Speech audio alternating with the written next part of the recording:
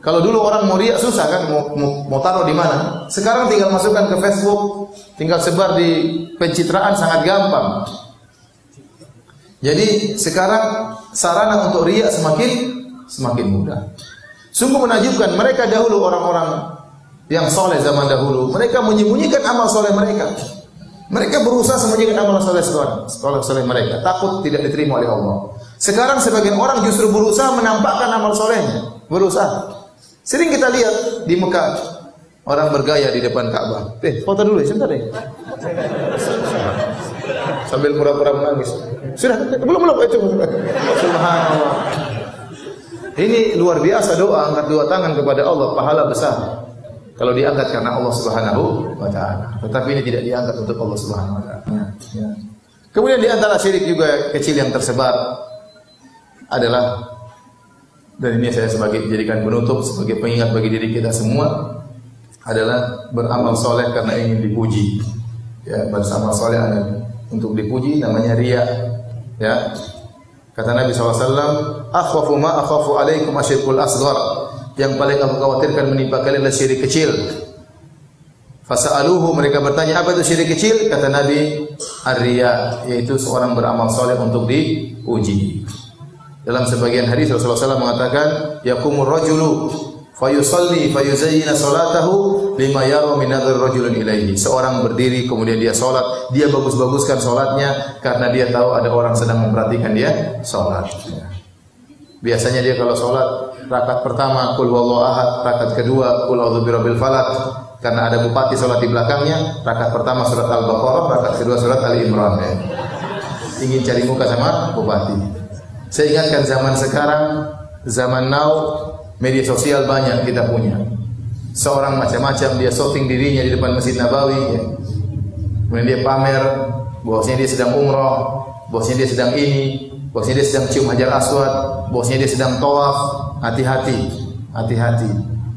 Itu semua bisa dalam rangka mencari pujian. Kapan kita melakukannya karena mencari pujian, maka pahala kita sia-sia.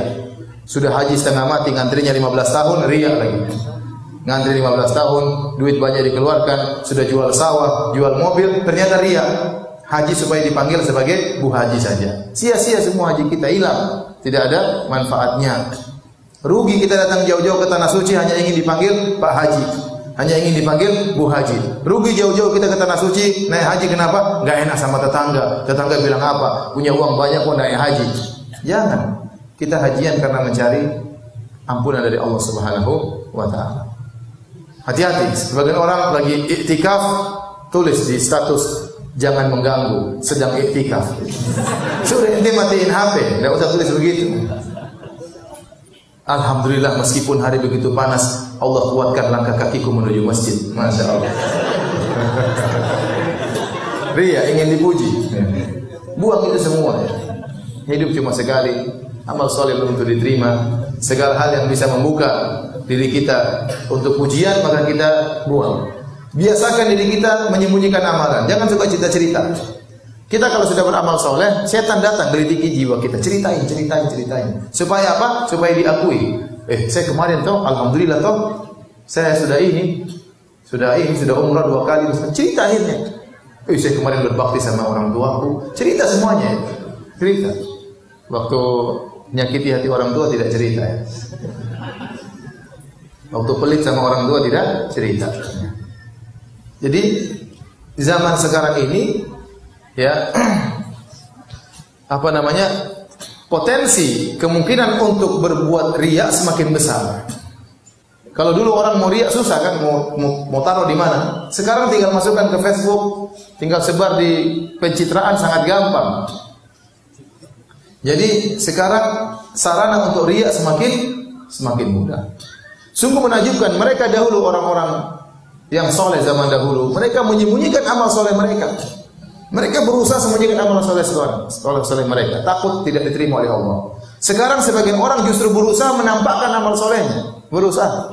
Sering kita lihat di Mekah, orang bergaya di depan Ka'bah. Foto dulu ya, sebentar deh. Sambil pura-pura menangis. Sudah, belum itu. Subhanallah. Ini luar biasa doa, angkat 2 tangan kepada Allah, pahala besar. Kalau diangkat karena Allah Subhanahu wa taala. Tetapi ini tidak diangkat untuk Allah Subhanahu wa taala. Ada lagi yang bergaya baca buku. Foto dulu sebentar.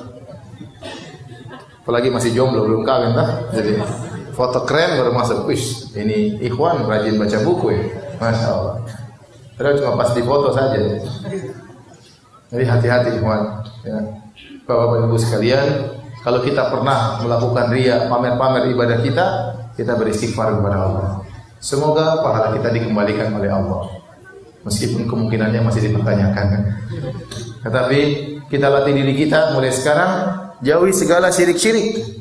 Syirik besar termasuk syirik-syirik kecil. Sehingga kita meninggal dalam kondisi bersih dari segala kesyirikan. Ya. Yang pernah melakukan syirik-syirik bertobat. Karena di antara keindahan Islam, di antara rahmat Allah, bukan syarat orang masuk surga tidak pernah berbuat syirik. Itu bukan syarat Islam. Tetapi yang penting waktu meninggal bersih dari apa? Kesyirikan. Karena banyak kita melakukan, kita pernah riya. Siapa di antara kita tidak pernah riya? Siapa di antara kita tidak pernah pamer? Kita pasti pernah.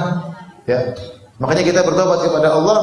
Mulai sekarang kita berusaha bersihkan niat kita, jauhkan segala kesyirikan. Kalau di rumah ada jimat-jimat, buang jimat-jimat itu. Ada pamali-pamali, jangan bilang pamali-pamali, tidak boleh. Ya. Tidak boleh. Bilang-bilang pamali, itulah pamali. Ya. Tidak boleh. Sehingga kita jaga istri kita, jaga anak-anak kita, ya, agar mereka semua bersih dari kesyirikan. Baik, demikian saja hadirin hadirat, ya, sedikit yang saya sampaikan pada kesempatan hari ini tentang syirik-syirik yang beredar di masyarakat. Kalau ada yang bertanya saya persilahkan. Wallahu ta'ala alam bisawab.